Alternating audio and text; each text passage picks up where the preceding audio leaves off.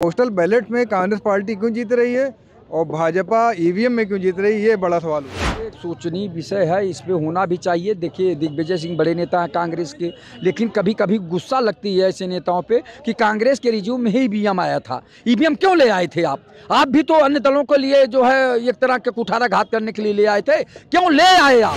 अगर उन्हें जनता पे विश्वास है तो एक दफे मोदी जी को बड़ा दिल दिखाकर बैलेट पेपर पे 2024 का चुनाव करके विपक्ष को दिखा देना चाहिए कि जनता हमारे साथ है। बैलेट पेपर से दोबारा जीत गए, अगर मोदी जी ने कर दिया और जीत गए तो आप मानो कि जीत गए। हाँ, बिल्कुल माने जाएगा। ईवीएम वाला नहीं माने, ईवीएम वाला नहीं, क्योंकि कांग्रेस ने भी वही काम किया जो आज बीजेपी कर रही है। जब बेईमानी कराई कांग्रेस ने भी बेईमानी कराई है, बीजेपी ने भी कराई है, लेकिन इन पॉलिटिकल एक बार पूरे देश में जो है बैलेट पेपर से चुनाव करा दें, अपने ऊपर का जो कलंक लग रहा है उस कलंक को समाप्त कर देने, चूंकि ये राम राज्य के। नमस्कार। 3 दिसंबर को विधानसभा चुनाव के नतीजे कांग्रेस के लिए बहुत अच्छे नहीं रहे। उत्तर भारत के तीनों राज्यों में कांग्रेस पार्टी को करारी शिकस्त हुई। इसके बाद कांग्रेस नेता दिग्विजय सिंह ने अपनी पार्टी की हार के पीछे ईवीएम को दोष दिया और उन्होंने कई आंकड़े भी अपने दावे के लिए पेश किए। और आज मध्य प्रदेश कांग्रेस पार्टी ने बाकायदा ट्विटर पे एक ट्वीट किया है जिस पर उन्होंने लिखा है कि ईवीएम की वजह से भाजपा जीती है। कांग्रेस पार्टी के ईवीएम को लेकर इस स्टैंड पे हम जनता से राय लेते हैं, जनता क्या सोच रही है। सर, कांग्रेस पार्टी ने जो ये ईवीएम को दोष दिया है अपनी हार के पीछे, इसको आप कितनी सत्यता इसमें देख रहे हैं? सबसे पहले तो हम भारतीय जनता पार्टी के जीत का स्वागत करते हैं। अगर उन्होंने जीत हासिल किया है तो सही है। ईवीएम का जहाँ तक सवाल है, चूँकि जो इसके जन्मदाता हैं ईवीएम के, अमेरिका और जापान, वो विकसित राष्ट्र हैं। वहाँ के लोगों ने मान लिया कि जो है ईवीएम से चुनाव नहीं होना चाहिए, उसमें हैंग करने का जो है कहीं न कहीं से जुगाड़ फिट हो जाता है। जैसे अगर आप धरती पे रह के चंद्रयान को रिमोट कंट्रोल से वो कर ले रहे हैं, कमांड कर ले रहे हैं, तो ईवीएम तो धरती पर ही है, उसको कमांड करने में कोई बड़ी बात नहीं है। और सुना हूँ कि बम्बई में रहते हुए आदमी कोई ऐसा यहाँ लखनऊ में दरवाजे लगाए हैं कि बम्बई में से अपने मोबाइल या रिमोट से खोलते हैं दरवाज़ा और स्वीपर जाके झाड़ू लगाता है, जब बाहर जाता है तो फिर रिमोट से दबाते उनका दरवाज़ा बंद हो जाता है। तो जब यहाँ तक आ गई ये बात तो ठीक है। अगर कांग्रेस पार्टी की मांग है तो बैलेट पेपर से चुनाव करें, चूँकि 2 ही पार्टियाँ बड़ी पार्टी हैं और उनकी भी बात मानी जानी चाहिए और या पूरे देश की जनता की बात मानी जानी चाहिए कि देखिए, अगर बैलेट पेपर से चुनाव होगा, अगर बीजेपी जीतती है तब भी ठीक है, उसमें कोई बात नहीं, तब ये ब्लेम नहीं लगेगा ना। तो सबसे बड़ी बात है। लेकिन हाँ, एक बात जरूर छन के आई है कि 4 करोड़ 81 लाख वोट पाके बीजेपी 3 प्रदेशों में सरकार बना लेती है और 4 करोड़ 90 लाख वोट पाके कांग्रेस सरकार से बाहर हो जाती है। वोट रेशियो इनका ज़्यादा है और जहाँ तक ये चुनाव हारे हैं, हारने का मतलब है जो इंडिया गठबंधन था उसमें एकता नहीं थी, उसमें दिली एकता नहीं थी। अगर अखिलेश यादव जी वहाँ 70-71 सीटों पर चुनाव न लड़ाते, वहाँ अरविंद केजरीवाल जो है अपना जो है आप पार्टी ने लड़ाती, वहाँ चंद्रशेखर जी अपनी पार्टी का चुनाव न लड़ाते, तो वो वोट कांग्रेस को जाता। 2-3 सीटों पे ये लोग लड़ाते, 4 सीटों पे, 5 सीटों पे। अब 70-70 सीटों पे लड़ाए तो कहीं 5,000 पाए, कहीं 3,000 पाए, कहीं 8,000 पाए, कहीं 10,000 पाए ये लोग वोट, तो वोट का बिखराव हुआ। इसलिए भाजपा का वहाँ फायदा हुआ और भाजपा ने वहाँ सरकार बनाई। लेकिन ये जो है जो आया आकलन आया, ये विस्मयकारी है, अचंभित करने वाला है। चूँकि सारे देश का मीडिया, सारे विद्वान वहाँ जो लगे हुए थे धरातल से बोल रहे थे कि कांग्रेस पार्टी बढ़त बनाए हुए, कांग्रेस पार्टी की सरकार बनने वाली है, सारी चीज़ें कह रहे थे। हम लोग नहीं गए थे, न मध्य प्रदेश गए, छत्तीसगढ़ गए, न तेलंगाना गए, न राजस्थान गए। जो मीडिया से छन के बात आई यहाँ लोग बोलते रहे। हकीकत में ये विस्मयकारी जो है परिणाम आया, अचंभित करने वाला आया। बहुत लोग तो कहते हैं गले से उतर नहीं रहा है। हम लोग भी ये बातचीत मान रहे हैं, बात को मान रहे हैं कि आखिर कैसे होगा जब इतने बड़े बड़े विद्वान वहाँ धरती पर आकलन कर रहे थे, धरती पर देख रहे थे कि वोटरों का रुझान जो कांग्रेस के प्रति है। और सबसे बड़ा कॉम्बिनेशन ये था कि अगली बार जो है जोड़ तोड़ के भाजपा ने सरकार बनाई थी और अब की बार इतना बड़ा अंतर कि एक 66 विधायक पा रहा है और एक 166 हो रहा है। तो इतना बड़ा अंतराल जो आया, ये विस्मयकारी अंतराल है और इस पर जो है मनोवैज्ञानिक, दार्शनिक, आत्मिक और विवेकी ज्ञान से परखना पड़ेगा कि ऐसा क्यों हुआ, काहे क्यों हुआ। मैं एक सवाल आपसे करना चाह रहा हूँ कि देखिए, जो आपने जो बताए वोट प्रतिशत बताया या वोट की जो संख्या बताई है, वो 5 राज्यों का मिला के हुआ है। उसमें तेलंगाना जोड़ा गया तो कांग्रेस आगे निकल गई। लेकिन सवाल ईवीएम पे है तो मैं उसी पे आता हूँ। दिग्विजय सिंह ने जो कांग्रेस नेता, उनका ये दावा है कि पोस्टल बैलेट में हम 190 सीटों पे आगे रहे हैं, और लेकिन जब ईवीएम खुली तो हम पिछड़ गए और हमारे पास 65 सीटें आई मात्र। तो पोस्टल बैलेट में कांग्रेस पार्टी क्यों जीत रही है और भाजपा ईवीएम में क्यों जीत रही है, ये बड़ा सवाल हो गया है। देखिए, ये एक सोचनीय विषय है, इस पे होना भी चाहिए। देखिए, दिग्विजय सिंह बड़े नेता हैं कांग्रेस के, लेकिन कभी कभी गुस्सा लगती है ऐसे नेताओं पे कि कांग्रेस के रिज्यूम में ही ईवीएम आया था। ईवीएम क्यों ले आए थे आप भी तो अन्य दलों के लिए जो है एक तरह के कुठाराघात करने के लिए ले आए थे, क्यों ले आए आप? भारत उतना विकसित देश नहीं है, ये विकासशील देश है। मतलब आप मान रहे हैं कि ईवीएम से हो सकता है छेड़छाड़? मैं मानूंगा, क्यों नहीं मानूंगा? जब आप बताइए कि धरातल से सुनते हैं चंद्रयान को जो रिमोट कंट्रोल कर ले रहे हैं, रिमोट से हिट करते हैं कि साथ में जाते हैं? रिमोट से अगर चंद्रयान को कर सकते हो तो ईवीएम क्या है? तमाम चीज रिमोट से आप दूर से कर दे रहे हैं, तो मैं मानता हूं कि इसमें छेड़छाड़ हो सकती है। और तमाम वैज्ञानिक और तमाम विद्वान भी कह रहे हैं, यहाँ तक कि अमेरिका और जापान जहाँ जन्मदाता है, जहाँ ईवीएम को बनाए लोग, उनके यहाँ इसको बंद कर दिए और भारत में इसका प्रचलन बढ़ गया तो भाई अब ये नुकसानदेह हो रहा है। यानी जनता की आवाज़ को दबाया जा रहा है ईवीएम के माध्यम से। तो ईवीएम खत्म कर दीजिए। अगर बीजेपी तब भी जीती है तो हम स्वागत करेंगे, हम मानेंगे कि बीजेपी सही चल रही है। बीजेपी को भी मानना चाहिए, अगर जनता मांग रही है, विपक्ष मांग रहा है, विपक्ष भी आपके लगभग बराबर है। मैं ये मान के चलता हूँ कि जो सत्ताधारी पार्टी उसके लगभग बराबर है विपक्ष, तो विपक्ष की बात भी मानना चाहिए। अच्छा, ये बताइए मुझे, अगर विपक्ष की बात नहीं मानी गई, ईवीएम नहीं हटाया गया, तो 2024 में क्या परिणाम बदल पाएगा विपक्ष? देखिए, लड़ाई बहुत तगड़ी है और इस पे जो है जैसे दो तरह की बातें हैं। अगर नहीं बदल पाएगा और अगर ईवीएम का सवाल होगा तो तमाम बातें आएंगी, क्रांति की बात आएगी, जज्बात की बात आएगी, धरना प्रदर्शन की बात आएगी।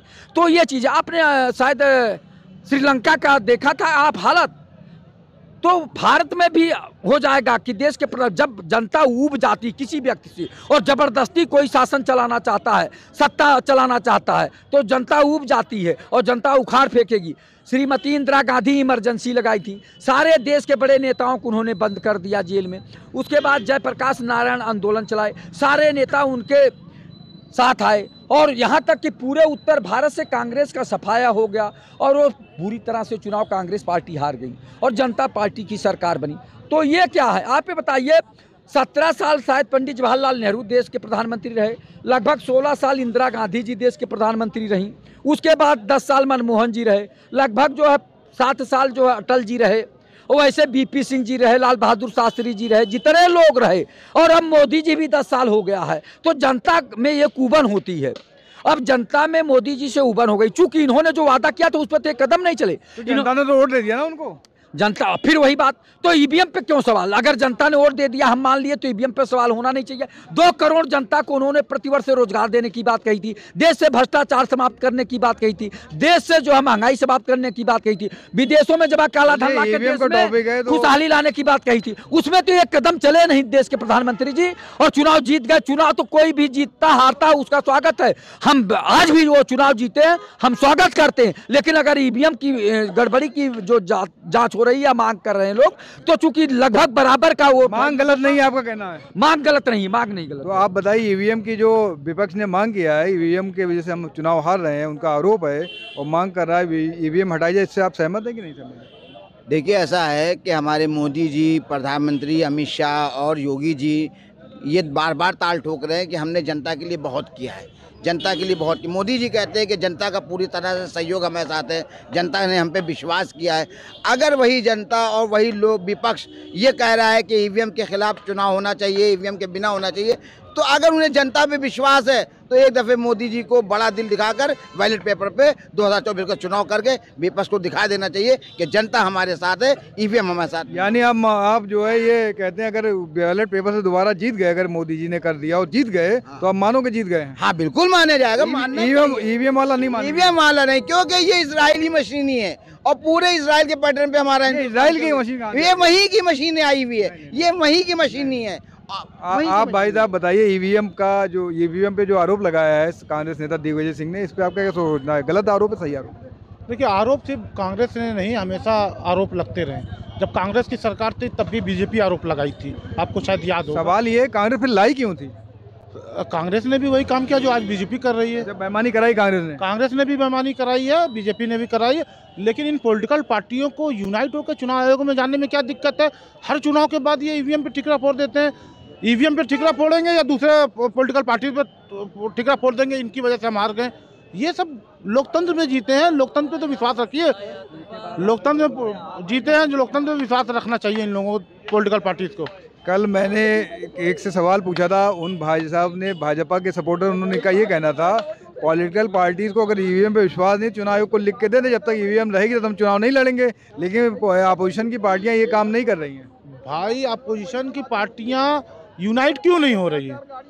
जनता जान चुकी है, जनता जाग चुकी है, जनता जानती है, ये सब अंदर से मिले हुए हैं। कौन कौन मिला हुआ है? सारे पॉलिटिकल दल। अगर आरोप आप लगा रहे ईवीएम पर, तो आप क्यों नहीं चुनाव आयोग जाते? अच्छा, एक बात ये है कि तेलंगाना में कांग्रेस पार्टी जीत गई है, तो अगर ईवीएम का सवाल है तो वहाँ भी गलती से हुआ होगा या बेईमानी हुई होगी, तब जीते होंगे ना ये।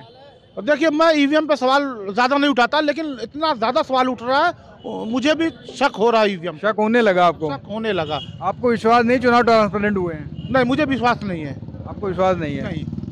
पंडित जी, ये बताइए, इतनी मांग हो रही है ईवीएम हटाने की, आपकी पार्टी क्यों डर रही, क्यों नहीं हटाती ईवीएम? देखिए, नगर निगम चुनाव बैलेट पेपर से हुआ और इनका सफाया हो गया। नगर निगम का भी तो सफाया हो गया मध्य प्रदेश के बैलेट पेपर वाले में। देखिए, बैलेट पेपर का ही बात कर रहा हूँ। बैलेट पेपर से नगर निगम चुनाव हुआ, जिला पंचायत। पंडित जी, एक मिनट, फिर मैं आपको बोलने दूंगा। लेकिन नगर निगम भाजपा मजबूत गढ़ रहा है हमेशा से। 1990 के बाद जब भाजपा ऊपर आई है तो वो कोई बड़ी बात नहीं है। लेकिन बैलेट पेपर में अगर आप कह रहे हैं तो मध्य प्रदेश में बैलेट पेपर में आप हार गए, और 2022 में भी बैलेट पेपर में आप हार गए थे। अखिलेश यादव ईवीएम में जाके आ रहे हैं ना। देखिए, जब ये किसी राज्य का चुनाव हारते हैं या किसी राज्य का चुनाव जीत जाते हैं, तब ईवीएम मशीन सही रहता है। ये दोगली नीति है, तो बात मान रहे हैं। अगर ईवीएम मशीन इन्होंने लाया, इन्हें कह रहे हैं कि तब लाया क्यों? इतनी गड़बड़ मशीन देश के अंदर आनी क्यों चाहिए? शुरू से बैलेट पेपर से होना चाहिए। 1947 भारत आज़ाद हुआ, उसी के बाद बैलेट पेपर से चुनाव होना चाहिए। बैलेट पेपर से चुनाव होना चाहिए। आप भी अच्छा, अगर बैलेट पेपर की मांग कर रहे हैं विपक्ष, तो आपको भी आना चाहिए कि चलो एक बार करा के देख लेते हैं। अगर जीत गए तो फिर इनका झंझट ही खत्म हो जाएगा। देखिए, राष्ट्रीय चुनाव आयोग मिशन को ये लोग चुनाव लड़ना ही खत्म कर दें। इन्होंने कह दें कि बिना बैलेट पेपर के चुनाव नहीं होगा। अच्छा, आपका भी कहना है, ये कह दें, लिख के दे दो, झाड़िए, लिख के दे दे, क्योंकि ये कमेंट लिख दे, तब ये बैलेट पेपर हटेगा। अभी आप यहीं रहिएगा पंडित जी, मैं बाकी लोग से ले लेता हूँ। ये बताइए कि भाषा में जो, हाँ, देखिए, ये संस्कारित पार्टी के लोग हैं और राम राज्य की स्थापना करने के लिए ये लोग राज्य चला रहे हैं या शासन चला रहे हैं। तो राम राज्य में सीता जी को एक धोबी शायद उस जमाने में कह दिया था कि इस तरह का है, एक लांछन लगाया, जैसे आज ईवीएम पे लांछन लग रहा है, तो उन्होंने त्याग दिया। तो अगर राम राज्य की कल्पना की जा रही है तो ईवीएम को त्याग दीजिए ना। अगर वो लोग विपक्षी बहुत हो हल्ला कर रहे हैं, चिल्ला रहे हैं कि ईवीएम से गड़बड़ी हो रही है, तो एक बार पूरे देश में जो है बैलेट पेपर से चुनाव करा दें। अपने ऊपर का जो कलंक लग रहा है उस कलंक को समाप्त कर देने। चूंकि ये राम राज्य के पुजारी हैं, राम राज्य की स्थापना करने वाले हैं, राम राज्य को मानने वाले हैं, राम राज्य की नीति अपनाते हैं, राम राज्य के पथ पर चलने की बात करते हैं, तो क्यों नहीं ऐसा करते हैं कि ईवीएम के एक बार हटा के देख लें कि जो है बैलेट पेपर से चुनाव करा के देख लें, दूध का दूध और पानी का पानी हो जाएगा।